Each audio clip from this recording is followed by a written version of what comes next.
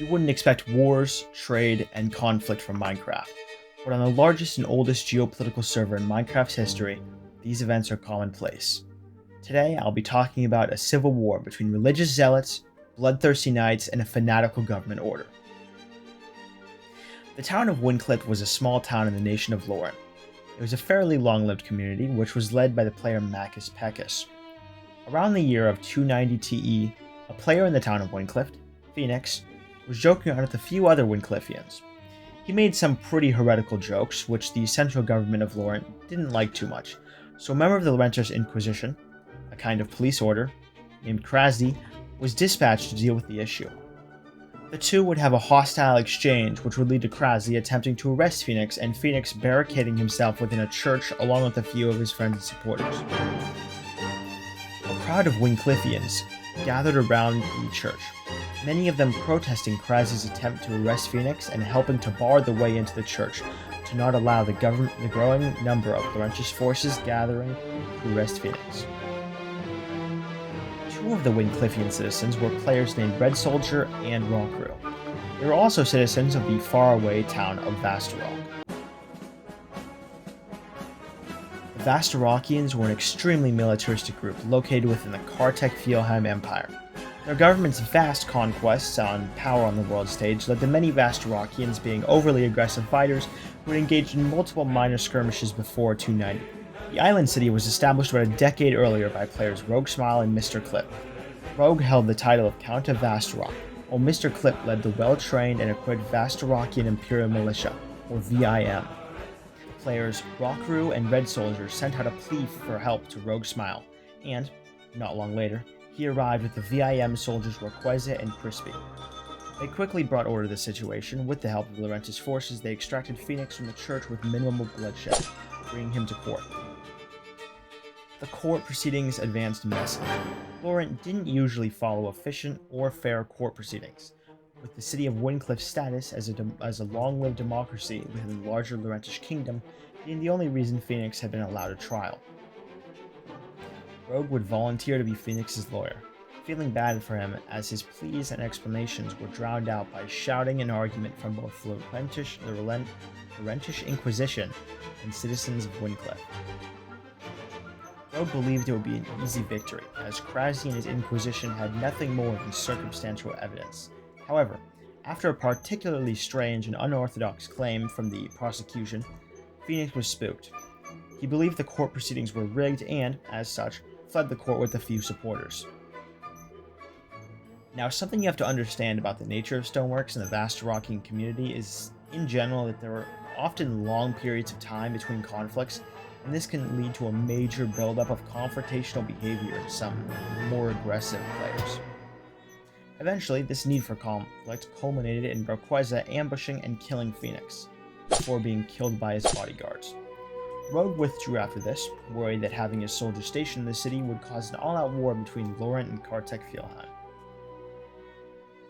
Tensions smoothed for a time, as Phoenix and a few of his supporters kept to themselves while the loyalists rallied around Macus Pecus.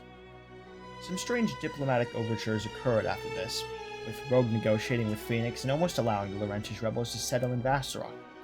However, eventually, a Windcliffe Vastarokian dual citizen named Rockrew would talk Rogue out of this. After about an hour of peace, the VIM captain, Mr. Clip, arrived in Vastarock from a naval patrol. Unlike Rogue, he was significantly less hesitant to cause an international incident and quickly mustered up a Vastarokian force of 6, including Rockrew and Rogue. Mr. Clip would demand to be given the name of the player who killed Rayquaza. However, as the Windcliffe citizens he demanded this knowledge from either had no idea who it was or were apprehensive to hand over their fellow Windcliffean, a tense standoff began. Eventually, this standoff would be broken. Mr. Clip would fire his crossbow called Crowd Control into a crowd of Windcliffean civilians, soldiers, and rebels, killing one and injuring several more. He would then draw his sword, and in a move demonstrating both his prowess and his little thoughtful strategy, he would leap into a group of Windcliffeans. Despite the Windcliffeans being similarly armed to Mr. Clip and outnumbering him, they were outclassed by his prowess in combat as their town was largely peaceful and saw little to no conflict in general. He struck down over half a dozen Windcliffeans, causing the rest to retreat as he pursued them. Rogue, meanwhile, leapt into the fight, pursuing and killing various Windcliffean players and soldiers, including Fenlish. As this happened, outside of the walls of the inner city, fighting raged, with dual citizens from both towns siding with Windcliffe and Rayquaza, and Quispy pursuing and killing many players. While Mr. Clip kept much of the Windcliffean forces occupied in the inner city, Rogue found his way over the walls and joined the fight between the Vastarok and Windcliffe forces, quickly turning the tide and massacring those who fought back. After largely defeating the Windcliffeans outside of the walls, he would return back to the inner city, seeking out and killing stragglers as Mr. Clip emerged, bloodied and injured, but having killed all who fought against him. By the end of the fight, 2 Vastarokians lay dead, while numerous Windcliffean residents littered the streets dead and dying. During the battle, the line between Windcliffe rebels and loyalists had been very blurred, with Vastarokian forces simply cutting down anyone who was armed. Despite this event, a few factors allowed Rogue to reconcile with Macus Pecus. These factors include the fact that Rogue was expressly ordered his soldiers not to attack Pecus, the fact that the Windcliffe was largely a peaceful community who didn't actively seek out war or conquest, and the fact that neither Rogue or Macus wished for the massive Kartek-Fjoheim Empire and relatively large Laurentish kingdom to go to war. Rogue would, in the end, excuse the 2 Windcliffe Vastarokian members who participated in the defense of Windcliffe on the side of the Loyalists, as well as aligning with the Windcliffe Loyalists as reparations for the slaughter. This battle is often referred to as the Clusterfuck of 290, for the fluctuating and confusing sides. This wouldn't be the end of the conflict, however, as the second battle of the Windcliffe Civil War would occur the next day. The next day, a number of Windcliffe rebels would assault Windcliffe, killing a few civilians. The pleas of Windcliffe citizens in global chat would attract dozens of foreign volunteers, the Laurentish army, and Rogue Smile, along with his retinue of Vastarokians. The rebels were quickly repelled, and negotiations began between the loyalists and rebels. Now, to fully understand these negotiations in the following battle, we need to go back in time. Earlier in Vastarok's history, a player named Makador would be recruited to the town. Makador would cause a significant disturbance in Vastarok, saying a few not-so-nice things while in VC with one of the town's most prominent members, Winemaker. He would also plant a forest of bango trees on the island, which, as you may know, are difficult to remove and extremely annoying and not great looking. As Rogue was away on vacation, players Mr. Clip and Rayquaza would drive Makador out of the town and remove him from the claim. Upon the beginning of negotiations between the Windcliffe rebels and loyalists, it would be revealed that Makador was not just a member of, but a prominent part of the Windcliffe rebels. This would cause a breakdown of relations between the two sides, with an argument breaking out and the eventual termination of negotiations. About an hour would pass before Windcliffe loyalists would inform Rogue and Macus that the rebels were holed up in a small Bardonian town called Vrodlor. Rogue and his Vastarokian retinue would launch an attack on Vrodlor, overwhelming the rebels for a time without much difficulty. However, not long later, a large force of heavily armed northern Bardonians would arrive and push back the Vastarokians. Another short intermission. At the time of this war, Bardonia was entrenched in one of its frequent civil wars, with the Southern Empire fighting the Northern Soldiers' Republic. The Northern Republic had support from the United Crowns of Salator, which the Vastarokians, particularly Rogue, held significant animosity towards. Meanwhile, the South was supported by nations like Kartek-Fjoheim and Levan. J'ai troqué mes clics et mes claques contre des cloques et des flaques, which led to a general boost in morale and determination in the Vastarokian fighters when the South Bardonians appeared. With their will to fight reinforced, Macus would lead reinforcements into the battle, turning the tide in the Loyalists' favor.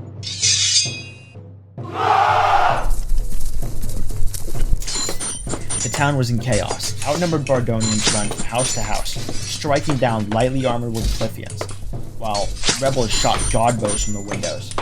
Occasionally, a house would be breached and its rebel bowmen would be massacred in a bloody close quarters engagement. More Vastarokians would arrive on scene and the battle would start to progress badly for the rebels and North Bardonians. A short turnaround would be caused by Kula I arriving with a few heavily armed Bardonian forces. However, Mr. Clip would duel Kula I and, despite his lower armor quality, drive him out of the city. Meanwhile, rebels would begin to disperse, with Phoenix and Macador each killed at least half a dozen times. Their morale would begin to deteriorate. Stepping over the bloodied bodies of loyalists and rebels alike, Rogue would remark, "It's like D-Day, but the Germans can't aim," referring to the rebel snipers who, despite the quality of their bows, had a hard time being effective due to both lack of bow skill and being forced to shoot from cramped areas with restricted view. Over the next few hours, rebel remnants would reoccupy Broadlore and then declare victory in chat, which would then lead to a few Vasterokian and Windcliffe soldiers returning to the city and massacring them. Meanwhile, a nearby city called Amberwood would be assaulted by 2 rebels who Rogue would fight off after nearly being killed.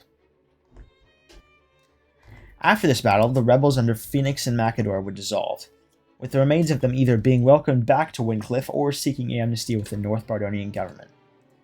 This short war would have the unexpected symptom of causing many dual citizens of Vasterok and Windcliffe to spend significantly more time in Vasterok, as well as energize a small warlike community.